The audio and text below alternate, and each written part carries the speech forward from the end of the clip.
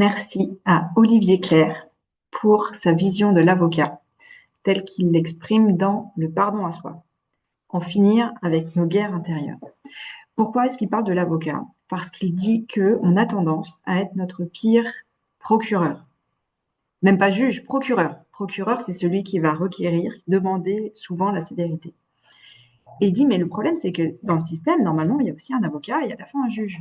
Et on oublie ces parts-là pour être nos pires contempteurs, nos pires accusateurs, et on oublie l'avocat. Et ce faisant, il redonne à l'avocat le rôle que moi je vois, la vision que j'ai de l'avocat, qui est de mettre de la lumière sur les zones d'ombre d'une personne. Évidemment aussi sur ces zones de lumière, mais a priori, c'est moins nécessaire. Là où l'avocat est plus nécessaire, c'est lorsqu'effectivement, il y a quelque chose de plus ténébreux, de plus sombre chez quelqu'un, et que l'avocat permet de mettre de la beauté là-dessus, de redonner de l'humanité, y compris à ces sombres-là.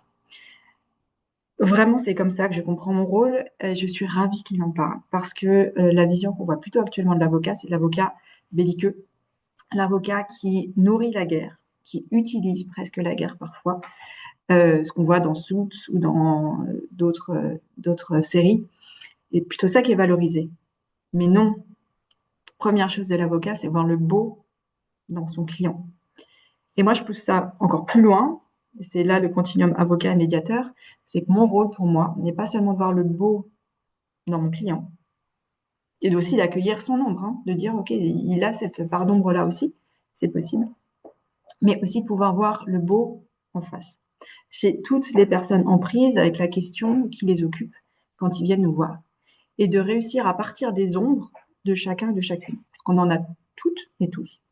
Et à partir des zones plus lumineuses de chacun, de permettre de trouver une solution qui conviendra à tout le monde. Et de transformer tout ça, et d'alchimiser un peu ce qui nous plombe, notamment toutes les culpabilités, ce qui est le sujet du livre d'Olivier Clerc, pour pouvoir avancer de manière pérenne et sereine à l'avenir dans la relation à soi-même en premier, qui est la plus importante, et puis à l'autre. Voilà, qu'en pensez-vous? Comment vous voyez-vous le rôle de l'avocat? Est-ce que vous perceviez aussi comme ça? Je serais ravie de vous lire en commentaire. Bonne journée!